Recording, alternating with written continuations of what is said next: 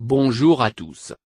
Vue de l'étranger, la présidentielle française vire au cauchemar avec des hommes politiques corrompus et assoiffés de pouvoir. Malgré une prochaine mise en examen liée à l'emploi possiblement fictif de sa femme, François Fillon a assuré poursuivre sa campagne pour la présidentielle, ce 1er mars. Une décision qui inquiète la presse étrangère. En annonçant à la fois sa prochaine mise en examen et le maintien de sa candidature, François Fillon a choisi de tout risquer, juge Le Temps, son avenir bien sûr, mais aussi celui de sa famille politique et, quelque part, celui de la cohésion républicaine dans une France où les juges et les médias sont désormais devenus des cibles pour les prétendants à la fonction suprême. À l'instar du journal suisse, les médias étrangers se montrent plus préoccupés par la situation politique française que surpris par cette série d'annonces du candidat des Républicains.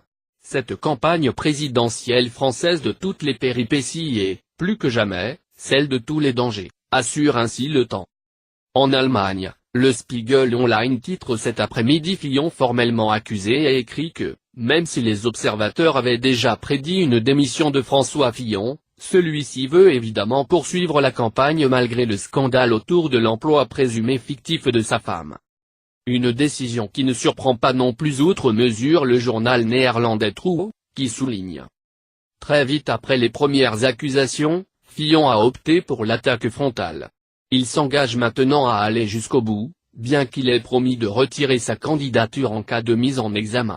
Il est visiblement revenu sur cette promesse. Reste à voir si, ce faisant, il sert l'intérêt de sa famille, de son parti, et le sien propre. La prise de risque est énorme. François Fillon a-t-il abattu sa dernière carte?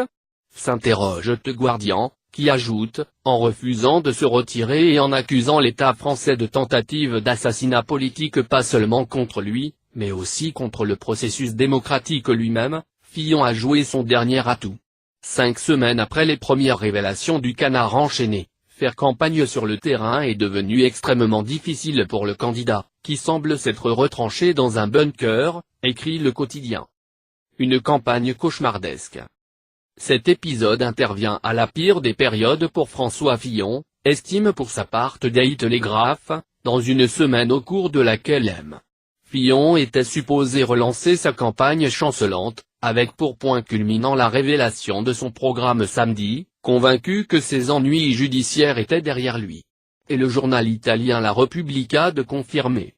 Sa campagne est en train de devenir un cauchemar, avec des protestations et des mouvements de contestation à chacun de ses meetings et à chacune de ses sorties publiques. Pour Il Foglio, en Italie, plus que tout, on en a la confirmation aujourd'hui, François Fillon est véritablement thatchérien, y compris dans son obstination à vouloir demeurer le candidat de la droite française, animé par la conviction de se trouver du bon côté.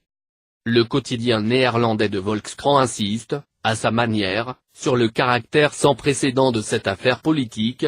Si Fillon est élu, il bénéficiera de l'immunité pendant la durée de sa présidence. Mais pas Penelope. Ce qui pourrait donner lieu à une situation bien curieuse, Fillon à l'Élysée, Penelope devant le juge. C'était une excellente performance, entame The Telegraph pour parler de la conférence de presse donnée par François Fillon, lundi 6 février.